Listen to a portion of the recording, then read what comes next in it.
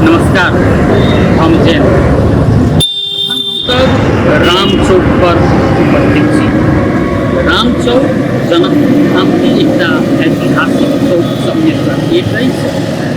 एहि चौक के ऐतिहासिक राम मंदिर, प्राचीन धनुष सागर संगे विभिन्न मंदिर सब एहि चौक के विशिष्ट बनल अछि। राम चौक अहू माने में विशिष्ट अछि जे एहिठाम चाय पीबयवला चाय दुकान पर जे अबै छै ओहिठाम राजनीतिक चर्चा जे स्थानीय सब करै छथिन ओहू के जमघट के केंद्र ई राम चौक छै।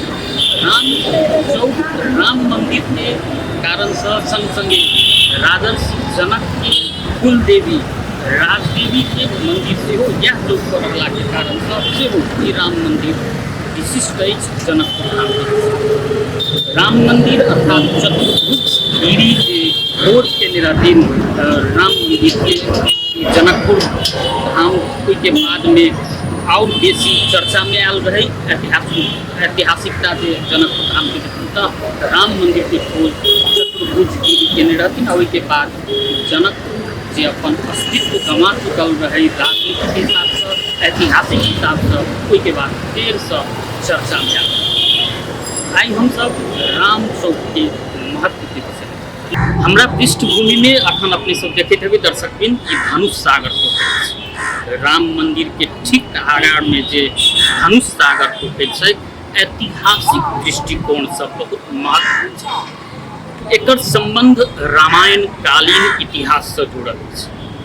भगवान श्री राम जखन माता जानकी के स्वयंवर में सहभागी होबे आयल रहथिन विश्वामित्र संगे तो हुनकर स्वयंवर में जे विभिन्न राजा सब जे आयल रहथिन सीता जी के स्वयंवर में माता जानकी के स्वयंवर में ओहि समय में कोनो राजा या राजकुमार जे शिव जी के धनुष रहे ओहि के नहीं प्रत्यंचा चढ़ाव सकलखिन ओहि धनुष। ओहि के बाद में भगवान राम प्रत्यंचा जे चढ़लखिन तो वो धनुष भगवान शिव जी के जे धनुष रहे वो 3 टुकड़ा भेलै। 3 टुकड़ा में से एकटा टुकड़ा आकाश में गेलै, एकटा टुकड़ा धरती पर झरलै जे धनुषा धाम छै आ ओहिठाम धनुष मंदिर अखनो छै आइयो छै आ एकटा टुकड़ा यह धनुष सागर पोखरि छै ओहि माध्यम से पाताल में गेल किंवदंती मानल जाइ छै। वह धनुष सागर पोखरि के दर्शन करऽ के लेल देश विदेश से लोग सब अतः दर्शन करऽ अबै छथिन। ई एक किस्म से धनुष सागर पोखरि पर्यटक के स्थल छै। राम मंदिर के ठीक आगा में जे धनुष सागर पोखरि छै ओही के किनार पर अवस्थित अछि रामायण भवन। कते गोटे के बरसाती सेहो कहै छथिन अतः आरामो करै छथिन, कते गोटे गर्मी के मौसम में विश्रामो करै छथिन।